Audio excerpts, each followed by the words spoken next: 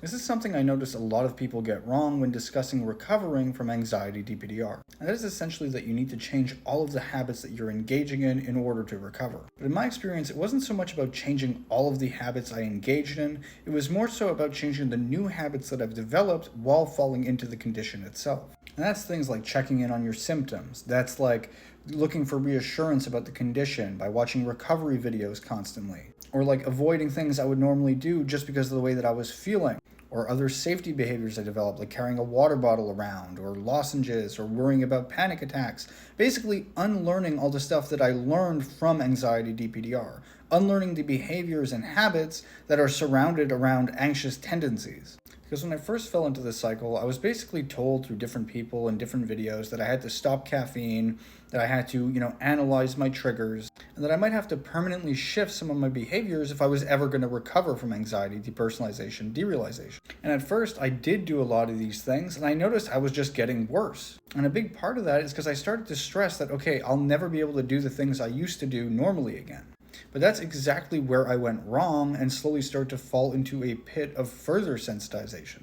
Because it's not a matter of stopping certain behaviors or engaging in certain things, it's more so how you learn to react to the symptoms when you're doing certain things that may or may not trigger you. Because all this starts with a misconception of what's happening to begin with. And instead of focusing on cutting out certain things or changing my sleep schedule or, reducing my screen time or, cutting out caffeine completely, it was more so about changing the way that I was approaching the symptoms to begin with. Meaning if I was to drink coffee and a symptom were to flare up, it's my reaction to it that matters most.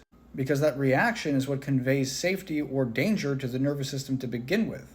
And every time that we react poorly, we're essentially telling our nervous system, okay, this is dangerous, so send more symptoms whenever you come into contact with any trigger it may be.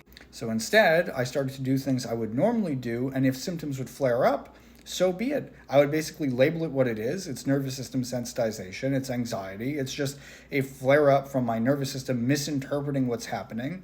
And then over time, the symptoms gradually faded away because I told my nervous system essentially this isn't dangerous. But when I was in a state where I was constantly trying to fix it, I was cutting out caffeine, I was thinking about changing my sleep schedule, I was thinking I have to change everything in my life essentially to get out of this, all that was doing was stressing me out more, which made my symptoms worse.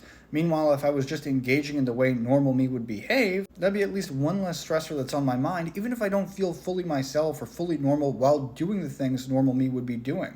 And once I dropped all of these fix-it behaviors and these concepts that I had to shift my entire personality to get out of it, or shift my entire life with new schedules and new, behaviors that I didn't engage in before just to get out of it, the minute I dropped all of that is when I actually started to recover, when I started to just live the way normal me would, and allow the symptoms to exist. That interpretation, that relationship with the symptoms is the most important thing. It's more important than anything else. Like I said in other videos, I didn't cut out caffeine. I didn't change my sleep schedule. I didn't reduce my screen time. I didn't do anything really. I didn't add anything in. I still went to bed at 7 a.m. and woke up at 3 p.m. Nothing changed. But I still managed to fully recover, and that was through understanding what was happening, understanding that it was nervous system sensitization, why all of these symptoms were happening, and through that understanding, I was able to shift the way I would respond to them if they should ever flare up, and simply just allowing them to exist and going through life the way normal me would, even while feeling uncomfortable. And ultimately just having patience and faith that I would eventually get out of it through doing this, and that's exactly what happened. But if you'd like more information on anxiety, DPDR, and nervous system sensitization, you can get my completely free DPDR Calm Kit by clicking the link on my profile.